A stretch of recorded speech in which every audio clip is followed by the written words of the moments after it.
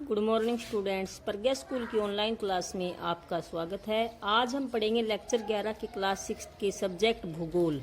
पृथ्वी हमारा आवास का पहला लेसन, सौरमंडल में पृथ्वी।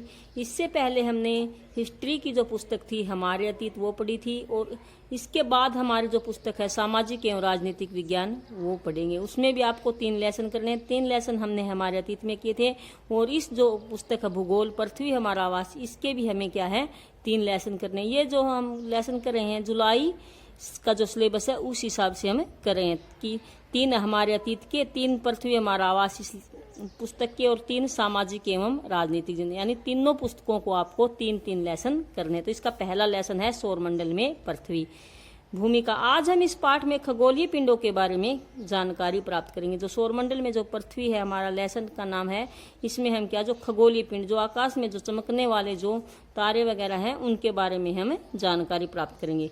आकाश में हमें रात के समय टिमटिमाते, आपने देखा होगा रात्रि के समय टिमटिमाते हुए तारों को, या कुछ बिंदु नजर आते हैं हमें, या तारे नजर आते तारों जैसे से। इनमें से कुछ तो क्या होते हैं चमकीले होते हैं, और कुछ क्या होते हैं थोड़े थोड़े धुंधले दिखाई देते हैं। इन बिंदुओं के साथ हम चंद्रमा को भी देखते हैं। तारे भी देखते हो आप आसमान में, और चांद को भी देखते हो, देखते आए हो ना शुरू से ही, जो अलग अलग समय पर अलग अलग स्थितियों में दिखाई देता है। कभी चांद आपको दिखाए छोटा सा दिखाई देता, फिर पूरा होते होते क्या है बिल्कुल पूरा गोल दिखाई देता है, जबकि कभी क्या होता है बिल्कुल छोटा छोटा होता है, फिर ये बिल्कुल ऐसे कटता कटता कटता बिल्कुल ही क्या हो जाता है साफ हो जाता है। तो ये क्या होता है, कैसे होता है ये? तो पूर्णिमा महीने में एक बार हम चंद्रमा को पूर्ण रूप में देखते हैं। पूरा होते होते क्या है पूरा हो जाता है बिल्कुल ऐसे गोल, जिसे पूर्ण चंद्रमा वाली रात्रि अर्थात क्या बोलते हैं पूर्णिमा कहते हैं। आपने अपने घरों में भी सुना होगा ना अपनी दादी से, माँ से, कि आज पूर्णिमा है, आज अमावस्या है। अमावस्या 15 दिन के बाद चांद बिल्कुल ऐसे छोटा छोटा छोटा होता हुआ क्या बिल्कुल ही विलुप्त हो जाता है, दिखाई ही नहीं देता। के बाद हम चंद्रमा को नहीं देख सकते। यह नए चंद्रमा की रात्रि या क्या होती है अमावस्या होती है। अमावस्या के फिर 15 दिन बाद क्या आती है पूर्णिमा। इस तरह ये क्या है क्रम चलता ही रहता है। हम दिन के समय चंद्रमा इन तारों को नहीं देख पाते हैं। आपने कभी दिन के समय चंद्रमा और तारे नहीं देखे ना? आप रात को हमेशा देखते हो, लेकिन दिन में कभी देखे हैं क्या? नहीं देखे। ऐसा इसलिए होता है क्योंकि जो सूर्य होता है, दिन में सूर्य निकल आता है, तो उसके अत्यधिक तेज प्रकाश के कारण रात के समय चमकने वाली वस्तुओं को हम दिन में नहीं देख पाते हैं, क्योंकि सूर्य का प्रकाश इतना तेज होता है कि उसमें ये तारे और चंद्रमा की रोशनी दिखाई ही नहीं पड़ती। अब खगोलीय पिंड, सूर्य, चंद्रमा और वे सभी वस्तुएं जो रात के समय आकाश में चमकती है खगोलीय पिंड कहलाती है।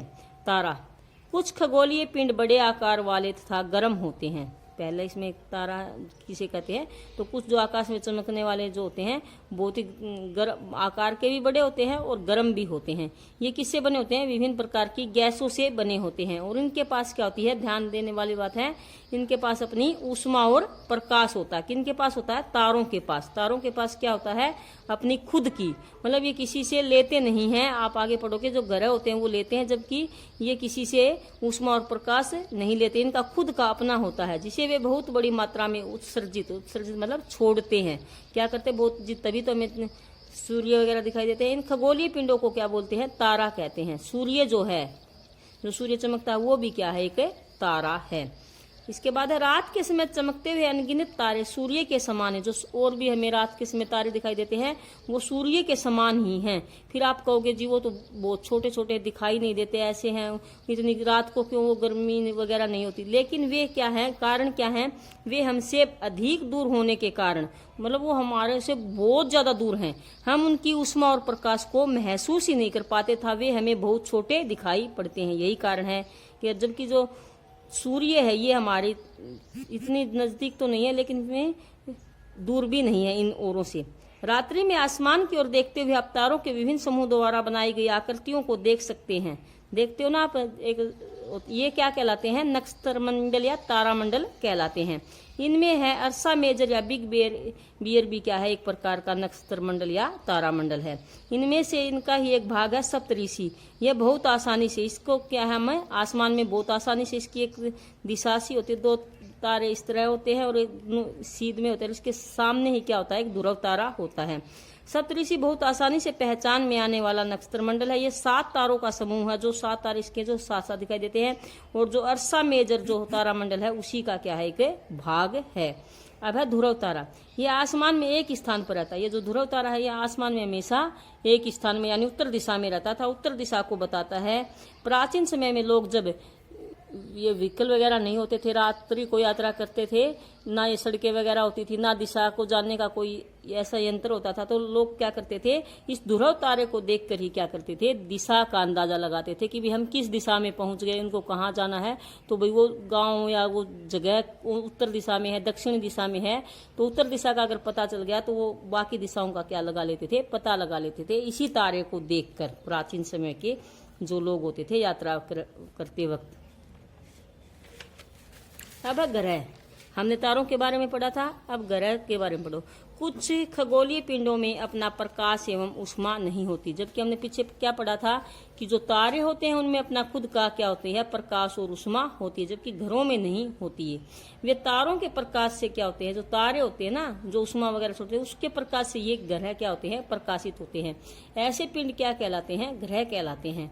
ग्रह को अंग्रेजी में क्या कहा गया है, प्लेनेट कहा गया है। क्या कहा गया है, अंग्रेजी भाषा का ये प्लेनेट शब्द है, ये ग्रीक भाषा के, और जो ये प्लेनेट शब्द है ना, ये ग्रीक भाषा के, भाषा है ग्रीक के प्लेनेटाई शब्द से बना है, जिसका अर्थ होता है परिभ्रमक। परिभ्रमक यानी चारों ओर घूमने वाले।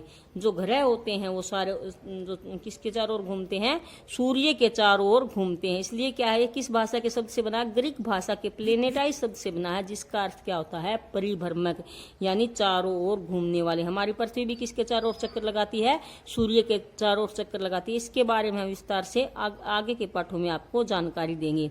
जिस पर हम रहते हैं, ये जो पृथ्वी है वो भी क्या है, एक ग्रह है। अब आप होमवर्क नोट करोगे। सबसे पहले तो अभी हमने पढ़ा है ग्रह और तारों में क्या अंतर, आपको क्या क्या अंतर लगा आप बताओगे। तो ग्रह और तारों में निम्नलिखित अंतर है। सबसे पहला अंतर है, ग्रह के पास अपनी उष्मा था, प्रकाश नहीं होता। अभी अभी हमने पढ़ा है कि अपनी उष्मा और प्रकाश नहीं होती। पहला अंतर तो यही हो गया। दूसरा है, ग्रह किसके प्रकाश से चमकते हैं, वे तारों के प्रकाश से। तो आ गया ना, ग्रह तारों के प्रकाश से प्रकाशित होते हैं। जो ग्रह होते हैं इनके बारे में हम, जो इनकी संख्या 8 है, कल के अध्याय में पढ़ेंगे। तो ग्रहों की संख्या क्या है, 8 है। जो पृथ्वी भी है, वो पृथ्वी भी क्या है, एक ग्रह है। आया था ना पीछे भी, तो पृथ्वी भी एक ग्रह। ये एक अंतर ग्रहों के बारे में। अब तारे, तारों के पास हमने पढ़ा था अपनी उष्मा था, प्रकाश होता है। तारे स्वयं के प्रकाश से यानी खुद के प्रकाश से प्रकाशित होते हैं। ग्रहों की तरह नहीं है कि वो तारों के प्रकाश से प्रकाशित हो। इनके पास क्या होती है, खुद की ही अपनी उष्मा और प्रकाश होता है। तारों की संख्या क्या है, अनगिनत है। जबकि ग्रहों की संख्या हमने कितनी बताई थी, 8 है। हमारे सौरमंडल में कितने ग्रह हैं, 8 है। जबकि तारे क्या है, संख्या में अनगिनत है। आपने आसमान में देखे होंगे बहुत सारे, कभी तारों की गिनती करके देखिए, क्या बहुत सारे अनगिनत, मतलब हम उनको गिन ही नहीं सकते। सूर्य भी क्या है, एक तरह का तारा है। पूर्ण चंद्रमा वाली रात क्या कहलाती है, क्या कहलाती है, अभी हमने पढ़ा था। जिसमें पूरा चंद्रमा दिखाई देता है, उस रात को हम क्या बोलते हैं, पूर्णिमा वाली रात। अमावस्या एक महीने में कितनी बार आती है, कितनी बार आती है, एक महीने में 15-15 दिन के अंतराल पे आती है दोनों, अमावस्या और पूर्णिमा। तो अमावस्या महीने में एक ही बार आती है। खगोलीय पिंड क्या है, सूर्य चंद्रमा था वे सभी वस्तुएं जो रात के समय आसमान में चमकती हैं, खगोलीय पिंड कहलाती है। इसके बाद है सप्तऋषि, नाम से स्पष्ट है 7 तारों का समूह। तो ये सप्तऋषि क्या है, ये 7 तारों का समूह है जो कि नक्षत्र मंडल में अर्सा मेजर का भाग है।